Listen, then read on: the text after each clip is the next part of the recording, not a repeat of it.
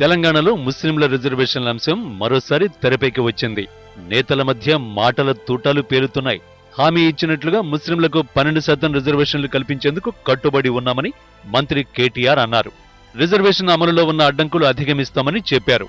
అవసరమైతే అఖిలపక్షాన్ని ఢిల్లీకి తీసుకువెళ్తామని అన్నారు. కాంగ్రెస్ పార్టీ అనవసరంగా ప్రభుత్వంపై లేనిపోని విమర్శలు చేస్తోందని మండిపడ్డారు. ముస్లింలను కాంగ్రెస్ ఓటు బ్యాంకుగానే చూస్తోందని విమర్శించారు.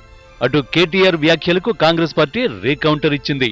ఓట్ల కోసం ముస్లింలను వాడుకుంది టీఆర్ఎస్ పార్టీయేనని కాంగ్రెస్ నేత మధు యాష్కి అన్నారు. అధికారంలోకి వచ్చి 20 నెలలైనా 12% రిజర్వేషన్లు అమలు చేయటం లేదన్నారు. ఇంతకీ తెలంగాణలో 12% ముస్లిం రిజర్వేషన్లు సాధ్యమేనా? ఓట్ల కోసం రిజర్వేషన్ల పేరుతో రాజకీయం చేస్తున్నారా?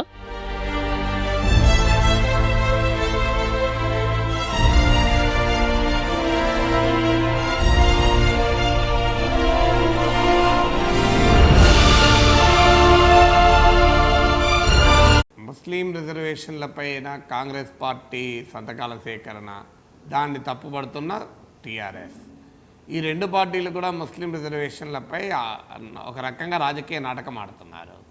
కాంగ్రెస్ పార్టీ ఏమో 12% రిజర్వేషన్లు ఇవ్వాల్సిందే అంటోంది. ఎందుకు ఇవ్వాల్సింది అంటే టీఆర్ఎస్ వాగ్దానం చేసింది కదా ఎన్నికల్లో అంటోంది. మరి కాంగ్రెస్ పార్టీ 12% ఎందుకు ఇవ్వలేదు? కాంగ్రెస్ పార్టీ తెలియదు. 10 ఏళ్ళు అధికారంలో ఉన్నారు. 10 ఏళ్ళు అధికారంలో ఉన్నప్పుడు ఎందుకు 12% రిజర్వేషన్లు ముస్లింలకు కల్పించలేదు? ఆ మాటకొస్తే 5% రిజర్వేషన్లు కల్పిస్తే కోర్టు జోక్యం చేసుకున్న తర్వాత దాన్ని 4% తగ్గించింది కాంగ్రెస్ పార్టీ టైంలోనే కదా. మరి 5%కే కోర్టు జోక్యం చేసుకుంటే 12% కోర్టు పక్కకు పెడతాదన్న సంగతి కాంగ్రెస్ తెలియదా? అయినా కాంగ్రెస్ పార్టీ ఏమంటుంది? టీఆర్ఎస్ వాగ్దానం చేసింది కనుక మేము ఇవ్వమంటున్నాం, టీఆర్ఎస్ వాగ్దానం చేసింది కనుక ఇవ్వమని సంతకాలు సేకరిస్తాం అనేది కాంగ్రెస్ పార్టీ వాదన. టీఆర్ఎస్ వాగ్దానం చేయడమే తప్పని చెప్పాల్సిన కాంగ్రెస్ పార్టీ వాగ్దానం చేసింది కనుక తప్పైనా సాధ్యమైనా కాకపోయినా కోర్టు కొట్టేసినా మంచిదే, 12% ఇవ్వాలి అని చెప్పేది కాంగ్రెస్ పార్టీ వింత వాదన పెడుతోంది. దీనికి కౌంటర్గా టీఆర్ఎస్ వాదన ఇవాళ కేటీ రామారావు గారు ఏమన్నారు? మా ప్రభుత్వం కట్టుబడి ఉంది 12% రిజర్వేషన్లకు, దీనికి సుధీర్ కమిటీ వేసినాం. అసలు 12% రిజర్వేషన్లు ఎట్లా సాధ్యమవుతుంది? శాసన మండలిలో ఈ చర్చ వచ్చినప్పుడు సాక్షాత్తు కేటీఆర్ గారే వ్యాఖ్యానించినప్పుడు నేను దాన్ని వివరంగా కూడా చెప్పాను. 12% రిజర్వేషన్లు ముస్లింలకు ఇవ్వడం సాధ్యం కాదు. ఇది చెప్పడానికి రాజకీయ నాయకులకు మొహమాటం. ఓట్ల కొరకు ఈ రాజకీయం చేస్తారు. ఎందుకు సాధ్యం కాదు? ఒకటి, భారత రాజ్యాంగం ప్రకారం మతం ప్రాతిపదిక మీద రిజర్వేషన్లు ఇవ్వడం సాధ్యమే కాదు. సుప్రీంకోర్టు అనేక తీర్పుల్లో ఈ విషయాన్ని స్పష్టం చేసింది. అసలు కులం మాత్రమే ప్రాతిపదిక ఉండకూడదని చెప్పి జార్జ్ కేసులో సుప్రీంకోర్టు తీర్పు చెప్పింది. Caste alone is not the criteria అన్నది Ram Singh versus union of India కేసులో. ఇక మతం ప్రాతిపదికగా రిజర్వేషన్లు ఇవ్వడం భారత రాజ్యాంగం అంగీకరించదు. ఎందుకంటే భారతదేశం ఒక లౌకిక రాజ్యాంగం. లౌకిక రాజ్యాంగంలో ఒక మతం ప్రాతిపదిక పైన రిజర్వేషన్ ఇవ్వరాదు. మండల్ కమిటీ నుంచి మొదలుకొని రంగనాథ్ మిశ్రా కమిటీ వరకు కూడా చెప్పింది ఏమిటి అంటే మతం ఆధారంగా రిజర్వేషన్లు ఇవ్వరాదు. కానీ అదే సమయంలో మతం ఆధారంగా ఎవరికైనా రిజర్వేషన్లు ఇవ్వకుండా ఉండవచ్చా అనే క్వశ్చన్ మండల్ కమిటీ వేసుకున్నది, రంగనాథ్ మిశ్రా కమిటీ వేసుకున్నది, సచార్ కమిటీ కూడా ఇదే ప్రశ్న వేసి. ఇప్పుడు ఉదాహరణకు క్షౌర వృత్తిలో పనిచేసే వ్యక్తి ఉన్నాడు. అతను గుడికి పోతే బీసీ అవుతాడు, మసీదుకు పోతే ఓసీ అవుతాడు. ఎట్లా సాధ్యం? చేపలు పట్టే అతను ఉన్నాడు, ఆయన గుడికి పోతే బీసీ అవుతాడు, చర్చికి పోతే బీసీ కాడు. ఒక బట్టలు ఉతికే వృత్తిలో రజక వృత్తిలో ఉన్నారు, గుడికి పోతే బీసీ అవుతాడు, మసీదుకైనా చర్చికైనా పోతే బీసీ ఎట్లా కాడు అనే చర్చ. ఈ ప్రశ్న వేసే అనేక కమిటీలు చెప్పింది ఏంటంటే బై వర్చ్యూ ఆఫ్ రిలీజన్ మతం ఆధారంగా ఎవరికి రిజర్వేషన్లు ఇవ్వరాదు, మతం ఆధారంగా ఎవరికి రిజర్వేషన్లు నిరాకరించరాదు. అందువల్ల ముస్లింల్లో కూడా కుల వ్యవస్థ లేదు కనుక నిర్దిష్టమైనటువంటి వెనుకబాటుతనాన్ని గుర్తించి ఆ వెనుకబడిన కమ్యూనిటీస్కి ఇవ్వచ్చు. వాస్తవంగా భారత రాజ్యాంగం కులం ఆధారంగా రిజర్వేషన్లు ఇవ్వమని ఎక్కడ చెప్పలేదు. చాలామంది తెలియని విషయం.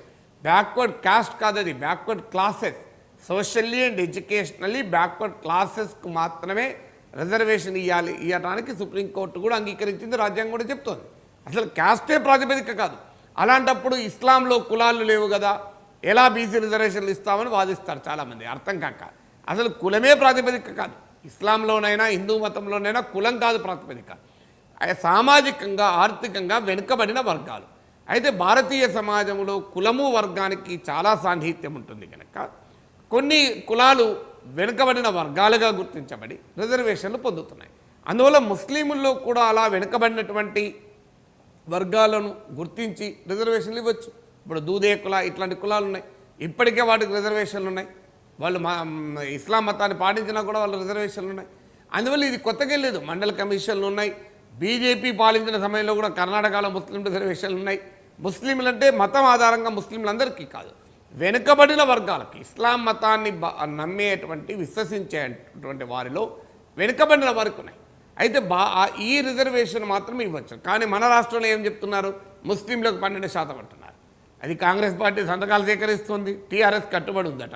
ఎట్లా సాధ్యమవుతుంది? రాజ్యాంగం చెప్పింది వీళ్ళకి తెలియదా? అయినా కూడా చెప్తారు. ఇక రెండవది ఏంటి, మండల్ కమిషన్ తీర్పులో సుప్రీంకోర్టు స్పష్టంగా ఒక సూత్రం చెప్పింది. రిజర్వేషన్లు మొత్తం కలిపితే 50% మించకూడదు అని చెప్పి.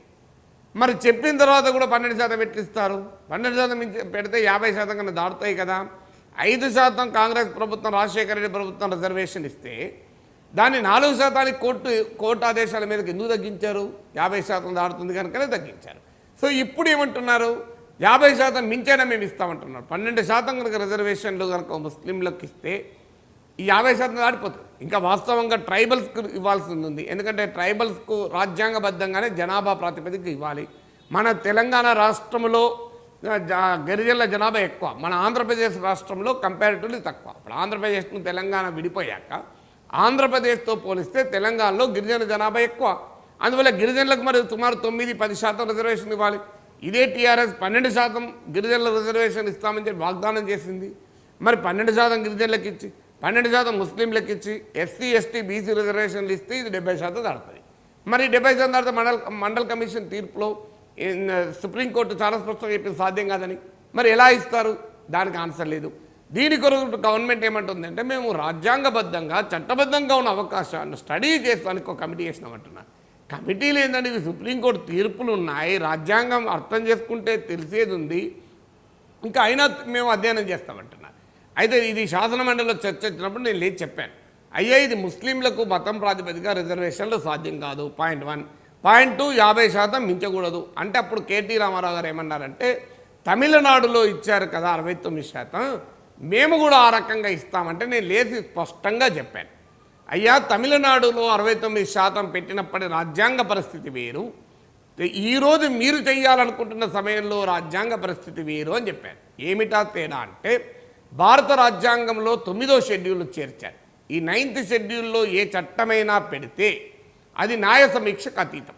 ఇది ఎందుకు పెట్టారంటే భూ సంస్కరణల చట్టాలు ప్రభుత్వాలు చేసినప్పుడు భూ బకాసురులు భూస్వాములు కోర్టుకెళ్ళి ఈ భూ సంస్కరణల చట్టాల ఫలితాల్ని భూమి లేని పేదలకు అందకుండా చేసినప్పుడు ఈ భూ సంస్కరణల చట్టాలకు రక్షణ కల్పించేందుకు రాజ్యాంగంలోని 9వ షెడ్యూల్లో చేర్చి ఆ 9వ షెడ్యూల్లో ఏ చట్టమైనా పెడితే అది న్యాయ సమీక్షకు అతీతము, కోర్టులు వాటిని ప్రశ్నించలేవు అని చెప్పారు. కానీ ఆ సమయంలో తమిళనాడులో 69% రిజర్వేషన్లు ఇచ్చి దాన్ని 9వ షెడ్యూల్లో చేర్చారు. దానివల్ల కోర్టులు సమీక్షించలేని పరిస్థితి ఏర్పడింది. కానీ ఆ తర్వాత సుప్రీంకోర్టు ఈ 9th షెడ్యూల్ పైన ఒక తీర్పు చెప్పింది. ఈ తీర్పులో అన్నది ఏంటంటే రాజ్యాంగంలోని 9వ షెడ్యూల్లో మీరు ఏ చట్టాన్ని ఇలా పెట్టినా కూడా అది భారతదేశ రాజ్యాంగ మౌలిక స్వరూపానికి కనుక విరుద్ధమైతే మేము సమీక్షిస్తామన్నారు.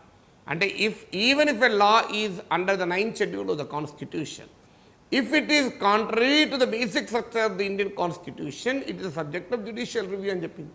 అంటే అర్థం ఏంటి, ఇప్పుడు మీరు 50% కనుక రిజర్వేషన్లను అమలు చేస్తే ప్రిన్సిపల్స్ ఆఫ్ ఈక్వాలిటీ కింద ఇది రాజ్యాంగ మౌలిక స్వరూపంలో భాగం కనుక ఎవరెవరు కోర్టుకు పోతారు, కోర్టుకు పోతే న్యాయ సమీక్షకు మళ్ళీ వస్తుంది.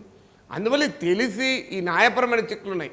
ఈ మాట నేను శాసనమండలిలో అన్నప్పుడు ప్రభుత్వం ఏం చెప్పిందంటే మేము అందుకే కదా ఇవన్నీ విషయాలను పరిశీలించడానికే న్యాయ నిపుణులతో సంప్రదిస్తున్నాం, ఏ రకంగా చేయాలో ఆలోచిస్తున్నాం అంటున్నారు. ఏ రకంగా చేయాలని ఆలోచించినా చించకపోయినా జరిగేది ఒకటే, భారతదేశంలో మతం ప్రాతిపదికపై రిజర్వేషన్లు ఇవ్వడము సాధ్యం కాదు, ఇవ్వడం మంచిది కూడా కాదు.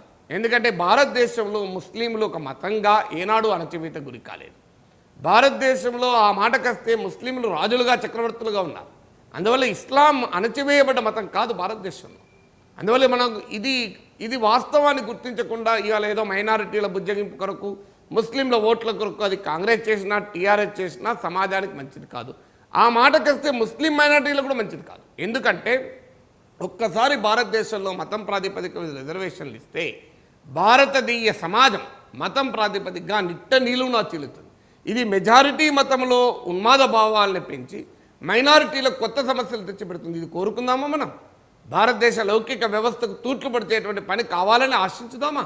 ఇక ఇది 50% మించుతుందని ఇంతకుముందు చెప్పినట్లు అది సాధ్యం కాదు. అందువల్ల ఇలాంటి అసాధ్యమైనటువంటి వాదనలు పెట్టి ఎందుకు భారతదేశంలో ప్రజల్ని రెచ్చగొట్టే కార్యక్రమాన్ని పార్టీలు చేస్తాయన్నదే నా ప్రశ్న.